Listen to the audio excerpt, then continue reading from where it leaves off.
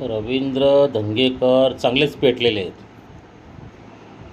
त्यांनी असं सांगितलं की पुण्यातील गुन्हेगारीवर मी जर बोललो नाही किंवा पुणेकरांच्या बाजूने आवाज उठवला नाही तर धंगेकर साहेबांना माझं म्हणणं असं आहे की धंगेकर साहेब 90च्या काळामध्ये गुन्हेगाऱ्यांचं राजकारण राजकारणाचं गुन्हेगारीकरण मुंडे साहेबांनी सत्ता मिळवली. काय झालं पुढे?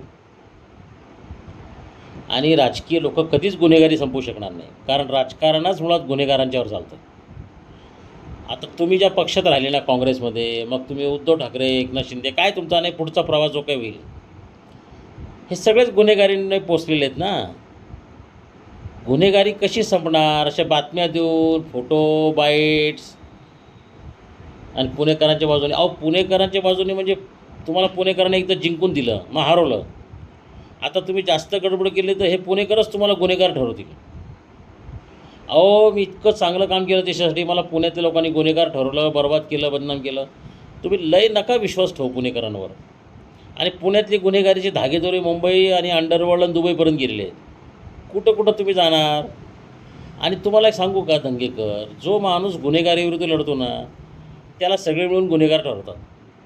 तुम्हाला मी एकच आयडिया सांगतो, याच्यावर मार्ग काय आहे. तुम्ही राजकारण सोडा, तुम्ही स्वामी विज्ञानानंदांचे अभ्यास करा, तुम्ही अध्यात्माच्या मार्गाने जा, संन्यास नका घेऊ, आणि गुन्हेगार लोकांच्यावर जाऊन प्रयोग करा. स्वामीजीने केले तसे. जर तुम्ही येरवडा जेलमध्ये जाऊन काही महिने राहिले, मग तुम्हाला जावंच लागणार आहे आता. म्हणजे आता फडणवीस साहेब, मोहोळ साहेब, कोणी ना कोणी तुम्हाला पाठवेल आतमध्ये. तिथे तुमचा गुन्हेगार लोकांशी संबंध येणारच आहे. त्यांचं मतपरिवर्तन करा, मनपरिवर्तन करा. तुम्ही 4 जरी गुंड वळवले आणि त्यांना सामाजिक कार्यकर्त्यांसाठी आणलं तर मी तुम्हाला सॅल्यूट करेन. कसं आहे धंगेकर साहेब, गुन्हेगार लोकांना ना गुन्हेगार म्हणून चालत नाही. गुन्हेगारांना जावं लागतं, भेटावं लागतं, समजून सांगावं लागतं. तुमच्या मुलांवर काय परिणाम होईल, तुमच्या आरोग्यावर काय परिणाम होईल, समाजावर काय परिणाम होईल.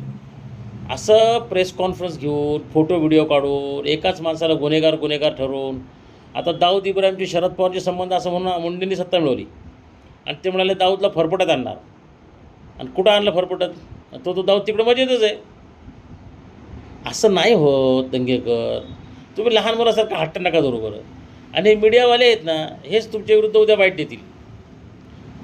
मोठे मोठे लोक आहेत ना, त्यांना गुन्हेगार ठरवलेले आहे. म्हणजे तुम्हाला सांगू का, तुम्ही पुणेकरांच्यावर फार लय विश्वास नका ठेवू. माझं म्हणणं आहे का, पुण्याचे लोक वाईट नाही आहे, पण ते केव्हा हवा काढतील सांगता येत नाही.